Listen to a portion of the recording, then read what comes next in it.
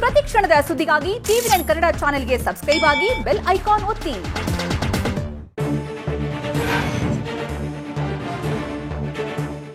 ರಾಜಧಾನಿ ಬೆಂಗಳೂರಿನಲ್ಲಿ ಕೊರೋನಾ ಸೋಂಕಿತರ ಸಂಖ್ಯೆ ದಿನದಿಂದ ದಿನಕ್ಕೆ ಏರ್ತಾನೆ ಇದೆ. 100 ಇದ್ದಿದ್ದು 500 ಆಯಿತು, 500 ಇದ್ದಿದ್ದು 1000 ಕೇಸ್ಗಳಾಯಿತು. ಈಗ 1500 ಗಡಿ ದಾಟಿ ದಿನಕ್ಕೆ 2000 ಕೇಸ್ಗಳು ಬರ್ತಿವೆ. ಇವತ್ತು ಮತ್ತೆ ಬೆಂಗಳೂರಿನಲ್ಲಿ 2000ಕ್ಕೂ ಹೆಚ್ಚು ಕೊರೋನಾ ಕೇಸ್ಗಳು ಬರುವ ಸಾಧ್ಯತೆ ಇದೆ.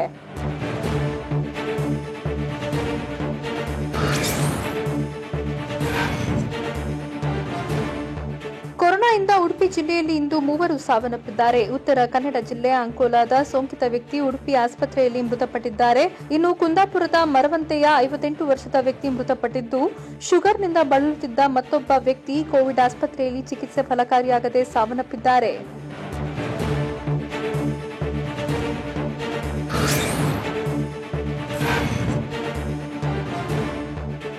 ಮೈಸೂರು ಜಿಲ್ಲೆಯಲ್ಲಿ ಕೊರೋನಾ ಸೋಂಕಿತರ ಸಂಖ್ಯೆ ದಿನದಿಂದ ದಿನಕ್ಕೆ ಹೆಚ್ಚಾಗ್ತಾನೆ ಇದೆ. ಜಿಲ್ಲೆಯಲ್ಲಿ ಇವತ್ತು 100ಕ್ಕೂ ಹೆಚ್ಚು ಜನರಿಗೆ ಕೊರೋನಾ ಸೋಂಕು ತಗುಲಿರೋ ಸಾಧ್ಯತೆ ಇದೆ.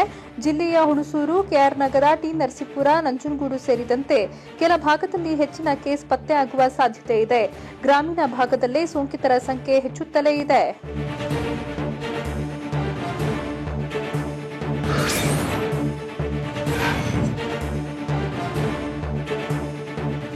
ಶಿವಮೊಗ್ಗ ಜಿಲ್ಲೆಯಲ್ಲಿ ಇವತ್ತು 61 ಜನರಿಗೆ ಕೊರೋನಾ ಸೋಂಕು ತಗುಲಿರೋ ಸಾಧ್ಯತೆ ಇದೆ. ಶಿವಮೊಗ್ಗ ತಾಲೂಕಿನಲ್ಲಿ 48 ಜನರಿಗೆ, ಭದ್ರಾವತಿ ತಾಲೂಕಿನಲ್ಲಿ 5 ಶಿಕಾರಿಪುರದಲ್ಲಿ 4 ಕೊರೋನಾ ತಗುಲಿರೋ ಶಂಕೆ ಇದೆ. ಇನ್ನು ತೀರ್ಥಹಳ್ಳಿಯಲ್ಲಿ 3, ಸಾಗರದಲ್ಲಿ 1 ಸೋಂಕು ತಗುಲಿರೋ ಸಾಧ್ಯತೆ ಇದೆ. ಇನ್ನು ಶಿವಮೊಗ್ಗ ತಾಲೂಕಿನಲ್ಲೇ ಅತಿ ಹೆಚ್ಚು ಕೇಸ್ ಬರೋ ಸಾಧ್ಯತೆ ಇದೆ.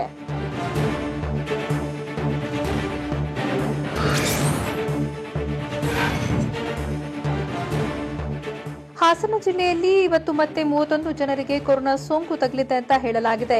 ಈ ಪೈಕಿ ಹಾಸನ ತಾಲೂಕಿನಲ್ಲಿ 16, ಚನ್ನರಾಯಪಟ್ಟಣದಲ್ಲಿ 3 ಕೇಸ್ ಪತ್ತೆಯಾಗುವ ಸಾಧ್ಯತೆ ಇದೆ. ಇನ್ನು ಅರಸೀಕೆರೆಯಲ್ಲಿ 2, ಆಲೂರು ಹಾಗೂ ಬೇಲೂರಿನಲ್ಲಿ ತಲಾ 1 ಸೋಂಕು ತಗುಲಿರೋ ಶಂಕೆ ಇದೆ. ಇನ್ನು ಕಳೆದ 24 ಗಂಟೆಗಳಲ್ಲಿ ಜಿಲ್ಲೆಯಲ್ಲಿ 2 ಕೊರೋನಾಗೆ ಬಲಿಯಾಗಿದ್ದಾರೆ ಅಂತ ಹೇಳಲಾಗಿದೆ.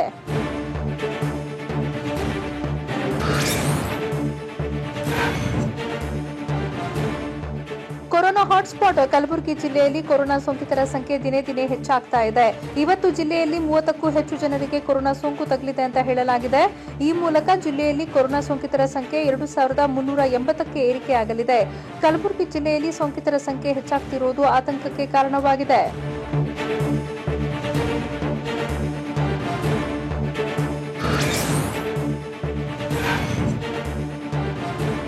ದಾವಣಗೆರೆ ಜಿಲ್ಲೆಯಲ್ಲಿ ಇವತ್ತು 18 ಜನರಿಗೆ ಕೊರೋನಾ ಸೋಂಕು ತಗುಲಿರೋ ಶಂಕೆ ಇದೆ. ಈ ಪೈಕಿ ದಾವಣಗೆರೆ ನಗರ ಒಂದರಲ್ಲೇ 15 ಜನರಿಗೆ ಕೊರೋನಾ ಸೋಂಕು ತಗುಲಿದೆ ಅಂತ ಹೇಳಲಾಗಿದೆ. ಇನ್ನು ಬಳ್ಳಾರಿ ಜಿಲ್ಲೆಯ ಹರಪ್ಪನಹಳ್ಳಿ ತಾಲೂಕಿನ ಕಮ್ಮತ್ತರಹಳ್ಳಿಯ 1, ತುರ್ಚಘಟ್ಟ, ದೊಡ್ಡಬಾತಿ ಗ್ರಾಮದ ತಲಾ 1 ಸೋಂಕು ತಗುಲಿರೋ ಸಾಧ್ಯತೆ ಇದೆ.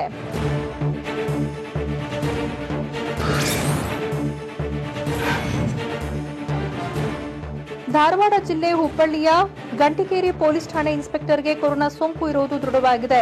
ಇನ್ಸ್ಪೆಕ್ಟರ್ಗೆ ಮೊದಲು ಪರೀಕ್ಷೆ ಮಾಡಿಸಿದಾಗ ನೆಗೆಟಿವ್ ಬಂದಿತ್ತು. ಆದರೆ ಮತ್ತೆ ನೆಗೆಟಿವ್ ಕಾಣಿಸಿಕೊಂಡ ಹಿನ್ನೆಲೆಯಲ್ಲಿ ಸೋಮವಾರ ಪರೀಕ್ಷೆ ಮಾಡಿಸಿದಾಗ ಪಾಸಿಟಿವ್ ಬಂದಿದೆ. ಠಾಣೆಯ ಮಹಿಳಾ ಕಾನ್ಸ್ಟೇಬಲ್ ಸೇರಿ ಕೆಲ ಸಿಬ್ಬಂದಿಗೆ ಕೊರೋನಾ ತಗುಲಿತ್ತು. ಇದೀಗ ಇನ್ಸ್ಪೆಕ್ಟರ್ಗೂ ಅಟ್ಯಾಕ್ ಆಗಿದೆ.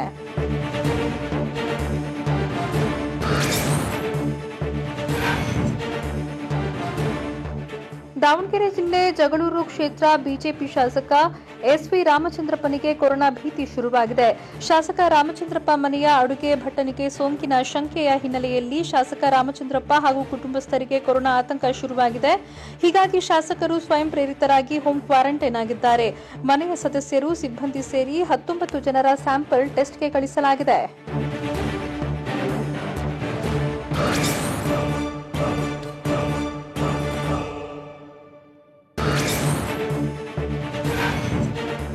ಹೆರಿಗೆಯಾದ ನಂತರ ಬಾಣಂತಿಗೆ ಕೊರೋನಾ ಸೋಂಕು ತಗುಲಿರೋ ಅಪರೂಪದ ಘಟನೆ ಮಂಡ್ಯದಲ್ಲಿ ನಡೆದಿದೆ. ಬಾಣಂತಿಗೆ ಸೋಂಕು ಇರುವುದು ದೃಢವಾಗ್ತಿದ್ದಂತೆ ಹೆರಿಗೆ ಮಾಡಿಸಿದ ವೈದ್ಯೆ, 3 ನರ್ಸ್ ಹಾಗೂ 2 ಡಿ ಗ್ರೂಪ್ ನೌಕರರಿಗೆ ಆತಂಕ ಶುರುವಾಗಿದೆ. ಪಾಂಡವಪುರ ಸರ್ಕಾರಿ ಆಸ್ಪತ್ರೆಯಲ್ಲಿ 28 ವರ್ಷದ ಮಹಿಳೆ ಹೆರಿಗೆ ಆಗಿತ್ತು. ಸದ್ಯ ಹೆರಿಗೆ ಮಾಡಿಸಿದ ತಂಡ ಕ್ವಾರಂಟೈನ್ ಆಗಿದೆ.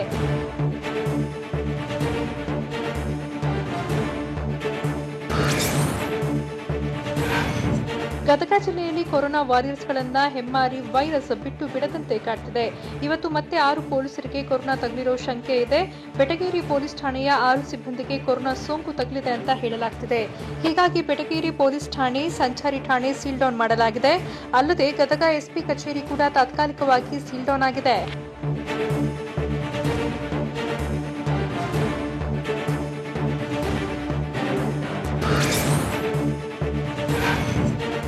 ನೆಲಮಂಗಲದಲ್ಲಿ 3 ಪೊಲೀಸರಿಗೆ ಕೊರೋನಾ ಸೋಂಕು ಇರುವುದು ದೃಢವಾಗಿದೆ. ಬೆಂಗಳೂರು ಗ್ರಾಮಾಂತರ ಜಿಲ್ಲೆಯ ನೆಲಮಂಗಲ ಟೌನ್ ಠಾಣೆಯ 3 ಕಾನ್ಸ್ಟೇಬಲ್ಗಳಿಗೆ ಕೊರೋನಾ ಅಟ್ಯಾಕ್ ಆಗಿದೆ. ಟೌನ್ ಠಾಣೆಯ 2 ಮಹಿಳಾ ಕಾನ್ಸ್ಟೇಬಲ್ ಹಾಗೂ ಇನ್ಸ್ಪೆಕ್ಟರ್ ಕಚೇರಿಯ 3 ಪಿಸಿಗೆ ಸೋಂಕು ತಗುಲಿದೆ.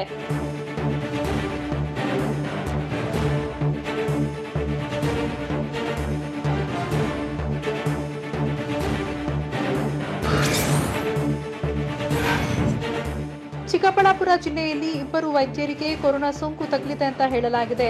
ಗೌರಿಬಿದನೂರು ತಾಲೂಕಿನ ಅಲಿಪುರ ಸರ್ಕಾರಿ ಪ್ರಾಥಮಿಕ ಆಸ್ಪತ್ರೆ ವೈದ್ಯರಿಗೆ ಕೊರೋನಾ ಅಟ್ಯಾಕ್ ಆಗಿದೆ ಅಂತ ಹೇಳಲಾಗಿದೆ.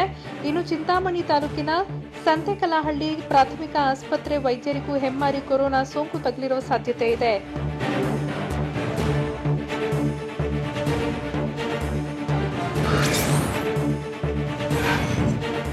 ಬೆಂಗಳೂರಿನಲ್ಲಿ ಕಟ್ಟುನಿಟ್ಟಿನ ಲಾಕ್ಡೌನ್ ಜಾರಿಯಲ್ಲಿದ್ದರೂ ಜನ ಮಾತ್ರ ಉಡಾಫೆ ವರ್ತನೆ ಬಿಟ್ಟಿಲ್ಲ. ಚಾಮರಾಜಪೇಟೆ ರಸ್ತೆಯಲ್ಲಿ ಜನರು ಗುಂಪಾಗಿ ಮೀನು ಖರೀದಿಯಲ್ಲಿ ಬ್ಯುಸಿಯಾಗಿದ್ರು. ಮಧ್ಯಾಹ್ನ 12 ಗಂಟೆ ಬಳಿಕ ಬಂದಿದ್ದರೂ ಮಧ್ಯಾಹ್ನದ ಬಳಿಕವೂ ಜನ ಮೀನು ಖರೀದಿಯಲ್ಲಿ ಮಗ್ನರಾಗಿದ್ರು. ಮುಖಕ್ಕೆ ಮಾಸ್ಕ್ ಧರಿಸದೆ ಮೀನು ಖರೀದಿಸುವ ಮೂಲಕ ಬೇಜವಾಬ್ದಾರಿ ತೋರಿದ್ರು.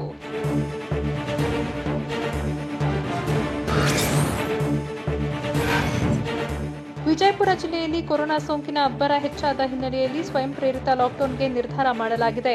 ಕೊರೋನಾ ಹರಡುವ ಭೀತಿಯಿಂದ ಕೊಲ್ಲಾರ ತಾಲೂಕಿನ ಕೂಡಗಿ ಗ್ರಾಮ ಹಾಗೂ ತಾಂಡಾ ಲಾಕ್ಡೌನ್ಗೆ ನಿರ್ಧರಿಸಲಾಗಿದೆ. ಇಂದಿನಿಂದ 1 ವಾರ ಲಾಕ್ಡೌನ್ ಘೋಷಿಸಲಾಗಿದ್ದು ಅಗತ್ಯ ವಸ್ತುಗಳ ಖರೀದಿಗೆ ಸಮಯ ನಿಗದಿ ಮಾಡಲಾಗಿದೆ. ಬೆಳಗ್ಗೆ 7 ರಿಂದ 11 ಗಂಟೆವರೆಗೂ ಮಾತ್ರ ಖರೀದಿಗೆ ಅವಕಾಶ ನೀಡಲಾಗಿದೆ.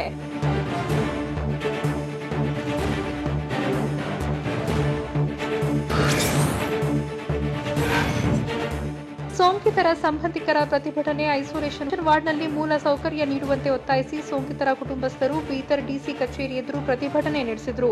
ಊಟ, ಕುಡಿಯುವ ನೀರು, ಶೌಚಾಲಯದ ಸಮಸ್ಯೆ ಬಗೆಹರಿಸುವಂತೆ ಸೋಂಕಿತರ ಕುಟುಂಬಸ್ಥರು ಆಗ್ರಹಿಸಿದರು. ಸೋಂಕಿತರಿಗೆ ಮನೆಯಿಂದ ಊಟ ಕೊಡೋಕೆ ಅವಕಾಶ ನೀಡಬೇಕು ಅಂತ ಒತ್ತಾಯಿಸಿದರು.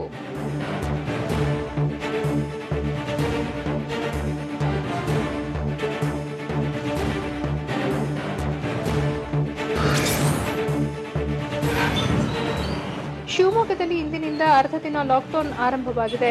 ಮಧ್ಯಾಹ್ನ 2 ಗಂಟೆಯಿಂದ ಬೆಳಗ್ಗೆ 5 ಗಂಟೆವರೆಗೂ ಲಾಕ್ಡೌನ್ ಮಾಡಲಾಗುತ್ತೆ. ಹೀಗಾಗಿ ಇವತ್ತು ಮಧ್ಯಾಹ್ನ ಆಗ್ತಿದ್ದಂತೆ ಫೀಲ್ಡ್ಗಿಳಿದ ಪೊಲೀಸರು ಅಂಗಡಿ ಮುಂಗಟ್ಟುಗಳ ಬಾಗಿಲು ಮುಟ್ಟಿಸಿದ್ರು. ಹೀಗಾಗಿ ಏಕಕಾಲಕ್ಕೆ ಜನರು ಮನೆಗಳತ್ತ ತೆರಳಿ ಪರಿಣಾಮ ನಗರದ ಬಿಎಚ್ ರಸ್ತೆ, ನೆಹರು ರಸ್ತೆಯಲ್ಲಿ ಟ್ರಾಫಿಕ್ ಜಾಮ್ ಉಂಟಾಯಿತು.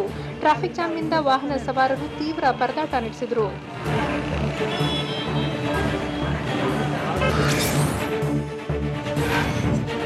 ಶಿರಹಟ್ಟಿ ಕ್ಷೇತ್ರದ ಬಿಜೆಪಿ ಶಾಸಕ ರಾಮಣ್ಣ ಲಮಾಣಿ ನಿಯಮ ಉಲ್ಲಂಘಿಸಿ ಭೂಮಿ ಪೂಜೆ ನಡೆಸಿದ್ದಾರೆ. ಸೂರಣಗಿ ಗ್ರಾಮದಲ್ಲಿ ರಸ್ತೆ ಕಾಮಗಾರಿಗೆ ಭೂಮಿ ಪೂಜೆ ಮಾಡಿದ್ದು, ಈ ವೇಳೆ ದೈಹಿಕ ಅಂತರ ಮರೆತು ಗುಂಪಾಗಿ ಸೇರಿದ್ರು. ಗದಗ ಜಿಲ್ಲೆ ಲಕ್ಷ್ಮೇಶ್ವರ ತಾಲೂಕಿನ ಸೂರಣಗಿ ಗ್ರಾಮದಲ್ಲಿ ನಡೆದ ಭೂಮಿ ಪೂಜೆ ವೇಳೆ ಖುದ್ದು ಶಾಸಕರೇ ಬೇಜವಾಬ್ದಾರಿ ತೋರಿದ್ದಾರೆ.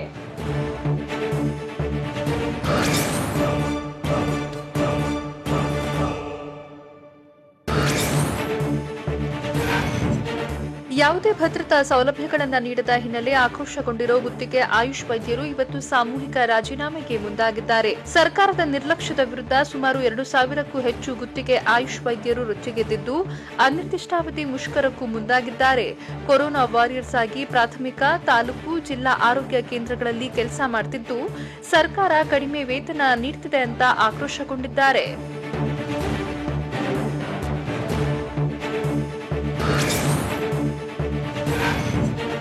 ಬೆಂಗಳೂರಿನಲ್ಲಿ ಲಾಕ್ಡೌನ್ ಜಾರಿಯಲ್ಲಿದ್ದರೂ ಕೂಡ ಜನರ ಓಡಾಟಕ್ಕೆ ಮಾತ್ರ ಬ್ರೇಕ್ ಬಿದ್ದಿಲ್ಲ.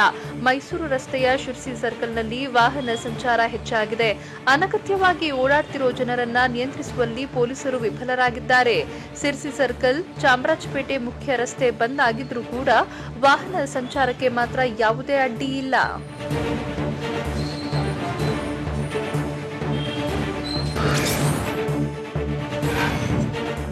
ಬೆಂಗಳೂರು ಲಾಕ್ಡೌನ್ ಘೋಷಣೆ ಆಗ್ತಿದ್ದಂತೆ ವಲಸೆ ಕಾರ್ಮಿಕರು ಬೆಂಗಳೂರು ತೊರೆಯುತ್ತಿದ್ದಾರೆ. ಯಶವಂತಪುರ ರೈಲ್ವೆ ನಿಲ್ದಾಣಕ್ಕೆ ನೂರಾರು ಸಂಖ್ಯೆಯಲ್ಲಿ ಆಗಮಿಸಿದ್ದ ವಲಸೆ ಕಾರ್ಮಿಕರು ತಮ್ಮ ಊರುಗಳತ್ತ ತೆರಳಿದ್ರು. ಲಾಕ್ಡೌನ್ ಜಾರಿಯಲ್ಲಿದ್ರೂ ಕೂಡ ಆಟೋಗಳಲ್ಲಿ ರೈಲ್ವೆ ನಿಲ್ದಾಣ ತಲುಪಿದ ಕಾರ್ಮಿಕರು ತಮ್ಮ ಊರುಗಳತ್ತ ಪ್ರಯಾಣ ಮಾಡಿದ್ರು.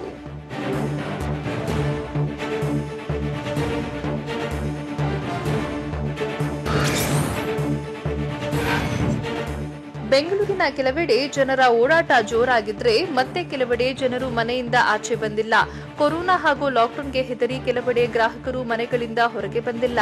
ಹೀಗಾಗಿ ವ್ಯಾಪಾರ ಇಲ್ಲದೆ ಮಾರುಕಟ್ಟೆ ಬಿಕೋ ಅಂತಿತ್ತು. ಬೆಳಗ್ಗೆ ಗ್ರಾಹಕರು ಖರೀದಿಗೆ ಬರ್ತಿದ್ರು. ಆದ್ರೆ ಈಗ ಖರೀದಿ ಡಲ್ ಆಗಿದೆ ಅಂತ ವ್ಯಾಪಾರಿಗಳು ಅಳಲು ತೋಡಿಕೊಳ್ತಿದ್ದಾರೆ.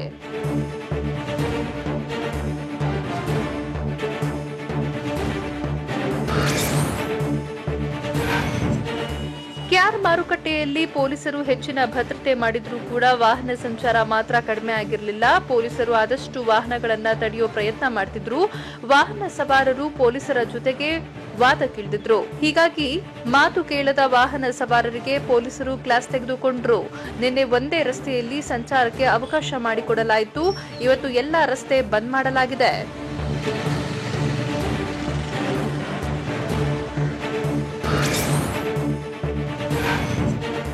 ಬೆಂಗಳೂರು ಲಾಕ್ಡೌನ್ ಹಿನ್ನೆಲೆಯಲ್ಲಿ ಹೊಸೂರು ರಸ್ತೆ ಮೂಲಕ ನಗರಕ್ಕೆ ಆಗಮಿಸುವ ಎಲ್ಲಾ ವಾಹನಗಳನ್ನು ತಪಾಸಣೆ ನಡೆಸಲಾಯಿತು. ಆಗ್ನೇಯ ವಿಭಾಗ ಡಿಸಿಪಿ ಜೋಶಿ ಶ್ರೀನಾಥ್ ಮಹದೇವ್ ನೇತೃತ್ವದ ಪೊಲೀಸರ ತಂಡ ವಾಹನ ತಪಾಸಣೆ ನಡೆಸಿತು. ಮಡಿವಾಳ ಠಾಣೆ ಪೊಲೀಸರು ಸೇಂಟ್ ಜಾನ್ ಸರ್ಕಲ್ನಲ್ಲಿ ನಾಕಾಬಂದಿ ಹಾಕಿ ವಾಹನ ಚೆಕಿಂಗ್ ಮಾಡಿದ್ರು. ಅಗತ್ಯ ಸೇವೆಗಳಿಗೆ ತೆರಳೋರನ್ನ ಬಿಟ್ಟು ಉಳಿದವರ ವಾಹನ ಸೀಸ್ ಮಾಡಲಾಯಿತು.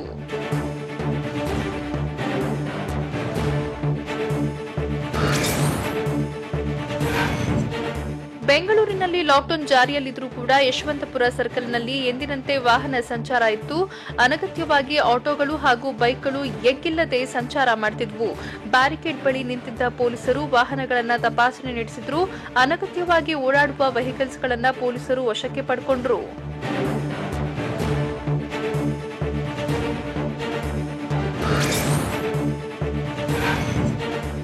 ಬೆಂಗಳೂರು ಲಾಕ್ಡೌನ್ ಜಾರಿಯಲ್ಲಿದ್ದರೂ ಕೊರೋನಾ ಹಾಟ್ಸ್ಪಾಟ್ ಆಗಿದ್ದ ಪಾದರಾಯನಪುರದಲ್ಲಿ ಸ್ಟ್ರಿಕ್ಟ್ ರೂಲ್ಸ್ ಜಾರಿಯಾಗಿಲ್ಲ. ಪಾದರಾಯನಪುರದಲ್ಲಿ ಬೇಕಾಬಿಟ್ಟಿಯಾಗಿ ಜನ ಓಡಾಡ್ತಿದ್ದಾರೆ. ಪೊಲೀಸರು ಹಾಕಿರೋ ಬ್ಯಾರಿಕೇಡ್ ತೆಗೆದು ಜನರು ವಾಹನ ಚಾಲನೆ ಮಾಡುತ್ತಿದ್ದಾರೆ. ಅಲ್ಲದೆ ಅನಗತ್ಯವಾಗಿ ಬೀದಿ ಬದಿ ಬಂದು ಜನ ನಿಲ್ತಿದ್ದಾರೆ.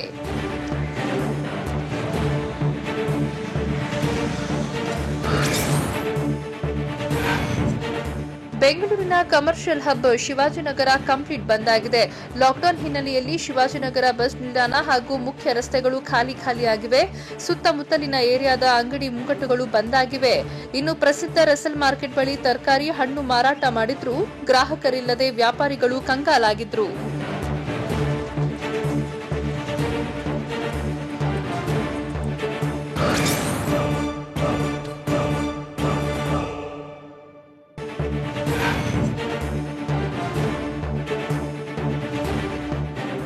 ಕೊಡಗು ಜಿಲ್ಲೆ ಮಡಿಕೇರಿ ಬಳಿಯ ಗಾಳಿಬೀಡು ಗ್ರಾಮದ ಕೋವಿಡ್ ಕೇರ್ ಸೆಂಟರ್ ಅವ್ಯವಸ್ಥೆಯ ಆಗರ ಆಗಿದೆ. ಪಾಳು ಬಿದ್ದಂತಿರುವ ಕೋವಿಡ್ ಕೇರ್ ಸೆಂಟರ್ ಕಟ್ಟಡದಲ್ಲಿ ಸೋಂಕಿತರಿಗೆ ಕನಿಷ್ಠ ಸೌಲಭ್ಯವೂ ನೀಡಲಾಗಿಲ್ಲ. ಬಕೆಟ್ನಲ್ಲಿ ವಿದ್ಯುತ್ ಕಾಯಿಲ್ ಹಾಕಿ ನೀರು ಕಾಯಿಸಿಕೊಳ್ಳಬೇಕಾಗಿದೆ. ಇನ್ನು ಏನಾದರೂ ವ್ಯವಸ್ಥೆ ಬೇಕಾದರೆ ಎಲ್ಲವನ್ನೂ ಸೋಂಕಿತರೇ ಮಾಡಿಕೊಳ್ಳಬೇಕಾದ ಪರಿಸ್ಥಿತಿ ನಿರ್ಮಾಣ ಆಗಿದೆ.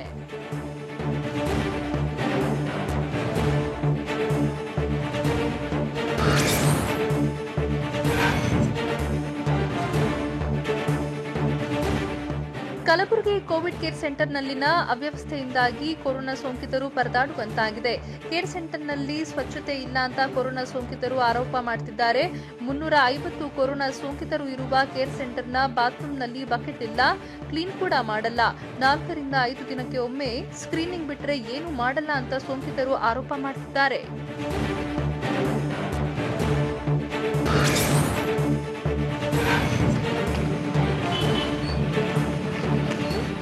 ರಾಯಚೂರು ನಗರದಲ್ಲಿ ಲಾಕ್ಡೌನ್ ನಿಯಮ ಉಲ್ಲಂಘಿಸಿದ ವಾಹನ ಚಾಲಕರಿಗೆ ಪೊಲೀಸರು ಸರಿಯಾಗಿ ಚಳಿ ಬೀಸಿದ್ದಾರೆ.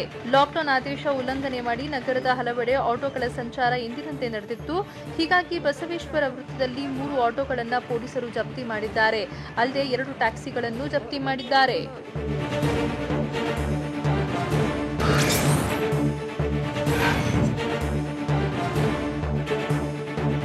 ಕೊರೋನಾ ಹಾಟ್ಸ್ಪಾಟ್ ದಾವಣಗೆರೆಯಲ್ಲಿ ಜನರು ಮಾತ್ರ ಕೊರೋನಾ ಭಯವನ್ನೇ ಮರೆತು ಹೋಗಿದ್ದಾರೆ. ಸಾರಿಗೆ ಬಸ್ನಲ್ಲಿ ಜನರು ಕಿಕ್ಕಿರಿದು ತುಂಬಿ ಪ್ರಯಾಣ ಮಾಡುತ್ತಿದ್ದಾರೆ. ದೈಹಿಕ ಅಂತರ ಇಲ್ಲದೆ ಸಾರ್ವಜನಿಕರು ಅಪಾಯಕಾರಿಯಾಗಿ ಪ್ರಯಾಣ ಮಾಡುತ್ತಿದ್ದಾರೆ. ಇಂದು ದಾವಣಗೆರೆ ಚನ್ನಗಿರಿ ಮಾರ್ಗವಾಗಿ ಓಡಾಡುವ ಬಸ್ನಲ್ಲಿ ಜನರನ್ನ ಕುರಿಗಳಂತೆ ತುಂಬಲಾಗಿತ್ತು.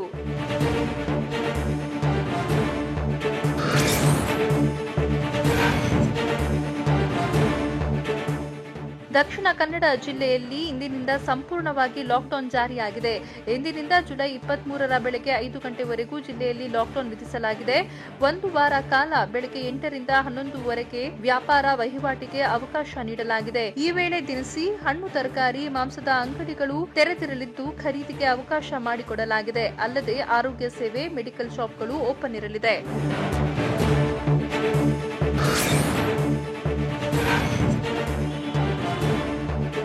ಲಾಕ್ಡೌನ್ ಉಲ್ಲಂಘಿಸಿ ಮಾರ್ಕೆಟ್ನಲ್ಲಿ ಜನರು ದೈಹಿಕ ಅಂತರ ಮರೆತು ಖರೀದಿಗೆ ಮುಗಿಬಿದ್ದಿದ್ದಾರೆ.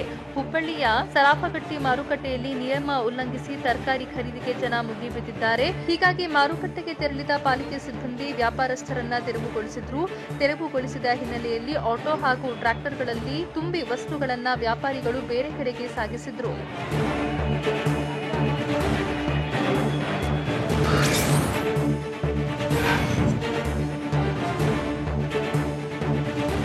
ಯಾದಗಿರಿ ಜಿಲ್ಲೆ ಸಂಪೂರ್ಣ ಲಾಕ್ಡೌನ್ ಜಾರಿಯಲ್ಲಿದ್ದರೂ ಜನರ ಓಡಾಟಕ್ಕೆ ಯಾವುದೇ ಬ್ರೇಕ್ ಬಿದ್ದಿಲ್ಲ. ಲಾಕ್ಡೌನ್ ನಿಯಮ ಕಟ್ಟುನಿಟ್ಟಾಗಿ ಪಾಲನೆಯಾಗದ ಹಿನ್ನೆಲೆಯಲ್ಲಿ ಯಾದಗಿರಿ ನಗರದಲ್ಲಿ ಜನರು ಬೇಕಾಬಿಟ್ಟಿಯಾಗಿ ಓಡಾಡುತ್ತಿದ್ದಾರೆ. ಇನ್ನು ಪೊಲೀಸರು ಕರ್ತವ್ಯಕ್ಕೆ ತಡವಾಗಿ ಆಗಮಿಸಿದ ಹಿನ್ನೆಲೆಯಲ್ಲಿ ಜನರು ಯಾವುದೇ ಭಯ ಇಲ್ಲದೆ ಓಡಾಡಿದ್ರು.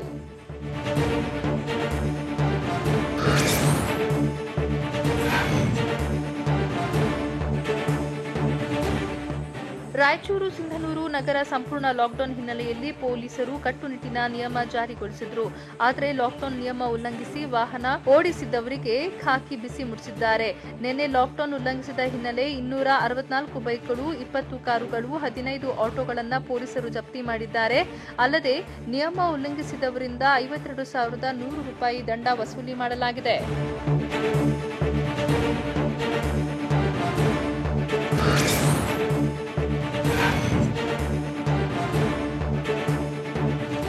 ಕೊರೋನಾ ಪೀಡಿತರ ಮನೆಗೆ ದಾವಣಗೆರೆ ಜಿಲ್ಲಾಧಿಕಾರಿ ಭೇಟಿ ಕೊಟ್ಟರು. ಬೆಂಗಳೂರಿನಿಂದ ವಾಪಸ್ಸಾಗಿರುವ ಸೋಂಕಿತರ ಮನೆಗಳಿಗೆ ಭೇಟಿ ನೀಡಿದ ಜಿಲ್ಲಾಧಿಕಾರಿ ಮಹಾಂತೇಶ ಬೀಳಗಿ ಕುಟುಂಬ ಸದಸ್ಯರಿಂದ ಮಾಹಿತಿ ಸಂಗ್ರಹಿಸಿದ್ರು. ದಾವಣಗೆರೆ ಜಿಲ್ಲೆ ಜಗಳೂರಿನಲ್ಲಿರುವ ಮನೆಗಳಿಗೆ ಡಿಸಿ ಭೇಟಿ ನೀಡಿದ್ರು. ಈ ವೇಳೆ ಬೆಂಗಳೂರಿನಿಂದ ಬಂದವರಿಗೆ ಸೋಂಕಿನ ಲಕ್ಷಣ ಕಾಣಿಸಿಕೊಂಡರೆ ಮಾಹಿತಿ ನೀಡುವಂತೆ ಮನವಿ ಮಾಡಿದ್ರು.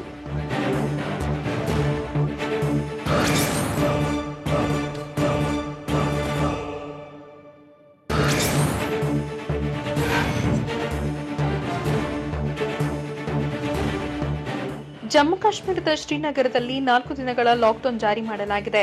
ಶ್ರೀನಗರದ ಹಲವೆಡೆ ಕೊರೋನಾ ಸೋಂಕಿನ ಪ್ರಕರಣಗಳು ಹೆಚ್ಚಿದ ಹಿನ್ನೆಲೆಯಲ್ಲಿ ಸ್ಥಳೀಯ ಆಡಳಿತ ಮತ್ತೆ ಅಲ್ಪಾವಧಿಯ ಲಾಕ್ಡೌನ್ ಘೋಷಣೆ ಮಾಡಿದೆ. 4 ದಿನಗಳ ಲಾಕ್ಡೌನ್ ಹಿನ್ನೆಲೆಯಲ್ಲಿ ಬಿಗಿ ಬಂದೋಬಸ್ತ್ ಏರ್ಪಡಿಸಲಾಗಿದೆ. ಹಲವು ರಸ್ತೆಗಳಲ್ಲಿ ಸೇನೆ ಹಾಗೂ ಪೊಲೀಸರು ಪರಿಶೀಲನೆ ನಡೆಸುತ್ತಿದ್ದಾರೆ.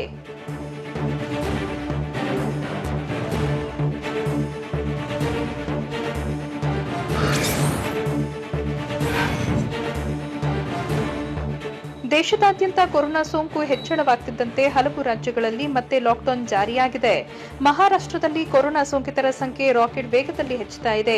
ಈ ನಡುವೆ ಪುಣೆಯಲ್ಲಿ ಮತ್ತೆ ಕಟ್ಟುನಿಟ್ಟಿನ ಲಾಕ್ಡೌನ್ ಜಾರಿ ಮಾಡಲಾಗಿದೆ. ಜುಲೈ 14ರಿಂದ ಜುಲೈ 23ರವರೆಗೂ ಲಾಕ್ಡೌನ್ ಜಾರಿ ಮಾಡಲಾಗಿದ್ದು, ಅನಗತ್ಯ ಓಡಾಟ ತಡೆಗೆ ಪೊಲೀಸರು ವಾಹನಗಳನ್ನು ತಪಾಸಣೆ ಮಾಡುತ್ತಿದ್ದಾರೆ.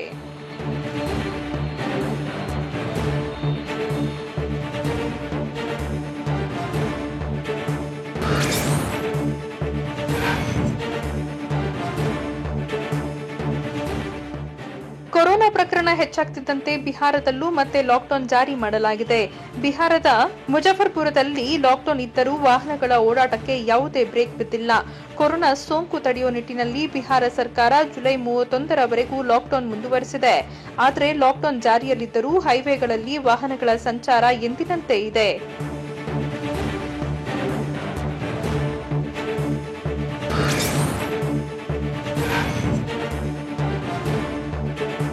ಒಂದ್ ಕಡೆ ಕೊರೋನಾ, ಮತ್ತೊಂದು ಕಡೆ ಸೂಕ್ತ ಸಾರಿಗೆ ವ್ಯವಸ್ಥೆ ಇಲ್ಲದೆ ರೋಗಿಗಳು ಪರದಾಡುವಂತಾಗಿದೆ. ಜಮ್ಮು ಕಾಶ್ಮೀರದ ದೋಡಾ ಜಿಲ್ಲೆಯ ಮಲ್ವಾನದಲ್ಲಿ ಅಮಾನವೀಯ ಘಟನೆಯೊಂದು ನಡೆದಿದೆ. ರಸ್ತೆ ಇಲ್ಲದ ಕಾರಣ ರೋಗಿಯೊಬ್ಬರನ್ನ ಪಲ್ಲಕ್ಕಿ ಮೂಲಕ ಆಸ್ಪತ್ರೆಗೆ ಸಾಗಿಸಲಾಯಿತು. ಅನಾರೋಗ್ಯ ಪೀಡಿತ ಮಹಿಳೆಯನ್ನ ಸ್ಥಳೀಯರು ಹೊತ್ತುಕೊಂಡು ಬೆಟ್ಟ ದಾಟಿ ಆಸ್ಪತ್ರೆಗೆ ದಾಖಲಿಸಿದ್ರು.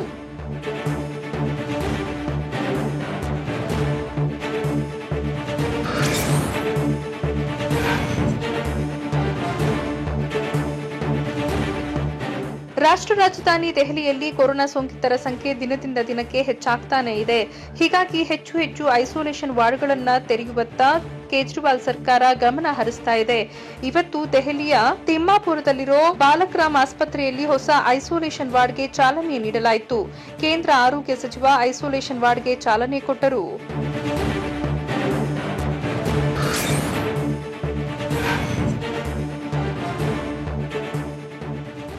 ಉತ್ತರ ಪ್ರದೇಶದಲ್ಲಿ ಕೊರೋನಾ ಸೋಂಕು ಹರಡೋದನ್ನ ನಿಯಂತ್ರಿಸೋಕೆ ಉತ್ತರ ಪ್ರದೇಶ ಸರ್ಕಾರ ರಚನೆ ಮಾಡಿರೋ ಟೀಮ್ 11 ಮೀಟಿಂಗ್ ನಡೆಸಿತು.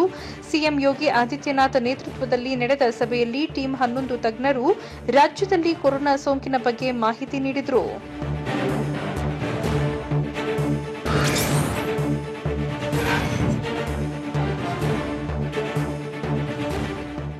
ದೆಹಲಿಯ ಅರವಿಂದ ಕೇಜ್ರಿವಾಲ್ ನೇತೃತ್ವದ ಸರ್ಕಾರದ ಪ್ಲಾಸ್ಮಾ ಥೆರಪಿಗೆ ದಾನಿಗಳು ಮುಂದೆ ಬನ್ನಿ ಅಂತ ನೀಡಿರೋ ಜಾಹೀರಾತನ್ನ ಗೌತಮ್ ಗಂಭೀರ್ ವ್ಯಂಗ್ಯ ಮಾಡಿದ್ದಾರೆ. ಈ ಬಗ್ಗೆ ಟ್ವೀಟ್ ಮಾಡಿರೋ ಗಂಭೀರ್, ತಮ್ಮ ಪ್ರಚಾರಕ್ಕಾಗಿ ಕೇಜ್ರಿವಾಲ್ ಪ್ಲಾಸ್ಮಾ ಥೆರಪಿ ನೆಪದಲ್ಲಿ ಜಾಹೀರಾತು ಕೊಟ್ಟಿದ್ದಾರೆ ಅಂತ ಟೀಕೆ ಮಾಡಿದ್ದಾರೆ.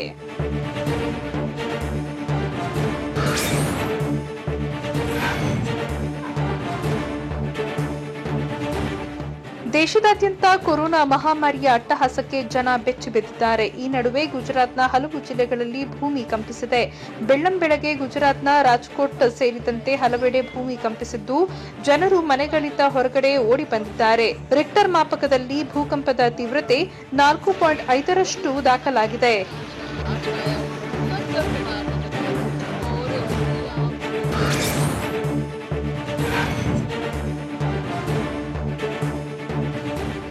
ಭಾರಿ ಮಳೆ ಹಿನ್ನೆಲೆಯಲ್ಲಿ ಹೈದರಾಬಾದ್ನ ಕೋವಿಡ್ ಸೆಂಟರ್ ಜಲಾವೃತಗೊಂಡಿದೆ. ಹೈದರಾಬಾದ್ನ ಒಸ್ಮಾನಿಯಾ ಆಸ್ಪತ್ರೆಯಲ್ಲಿರೋ ಐಸೋಲೇಷನ್ ವಾರ್ಡ್ಗೆ ನೀರು ನುಗ್ಗಿದ ಪರಿಣಾಮ ಸೋಂಕಿತರು ತೀವ್ರ ಪರದಾಡಿದ್ರು. ವಾರ್ಡ್ ತುಂಬಾ ನೀರು ತುಂಬಿಕೊಂಡ ಹಿನ್ನೆಲೆಯಲ್ಲಿ ಸೋಂಕಿತರು ನೆಲಕ್ಕೆ ಕಾಲು ಇಡದಂತಾಯಿತು.